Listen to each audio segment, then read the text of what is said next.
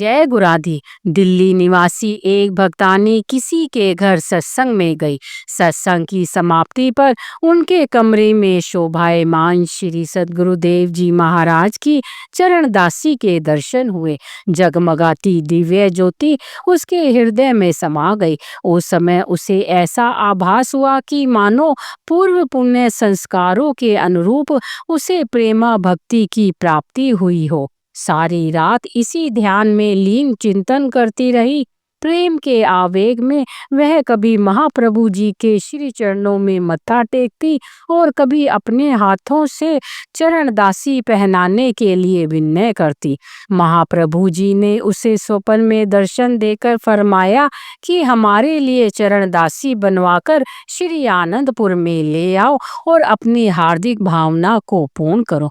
उसने प्रातः उठकर अपने भक्त जी को अपनी मनोअभिलाषा बताई कि मैं भी अपने घर में चरणदासी को विराजमान करना चाहती हूँ। मुझे प्रातः समय स्वप्न में श्री दर्शन देकर महाप्रभु जी ने फरमाया है कि चरणदासी बनवाकर श्री आनंदपुर में आओ। यह सुनकर भक्त जी के हृदय में भी प्रभु प्रेम का प्रवाह तरंगित हो उठा। भक्त जी भक्तानी को साथ लिए उसी सत्संगी भक्त जी के घर में पहुँचे और श्री चरणदासी पर मस्तक निवाते हुए उसका नाप लिया। पुनः एक प्रभु भक्त से इसे बनवाकर शीघ्र ही दोनों श्री आनंदपुर में श्री दर्शन करने के लिए उपस्थित हुए। श्री सद्गुरुदेव जी महाराज ने इन्हें देखते ही फरमाया, आ गए प्रेमी, और अपने श्री चरण कमल आगे करते हुए फरमाया कि जो चरणदासी बनवाई है उसे पहनाकर अपनी हार्दिक इच्छा को पूर्ण करो। उन्होंने श्री चरणों पर मत्था टेका और चरणदासी पहनाने लगे। महाप्रभु जी की इस विचित्र लीला को पास में खड़े हुए सभी महात्मा और भक्त जन देख रहे थे। वे श्री चरणों में पहनाने का प्रयत्न कर रहे थे, परंतु श्री चरणों में वह थोड़ी सी छोटी रह गई।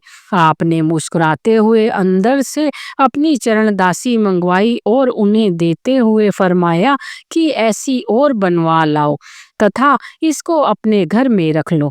भक्त भक्तानी की आंखों से खुशी के प्रेमाश्रु की धाराएं नदियों के समान प्रवाहित होने लगी।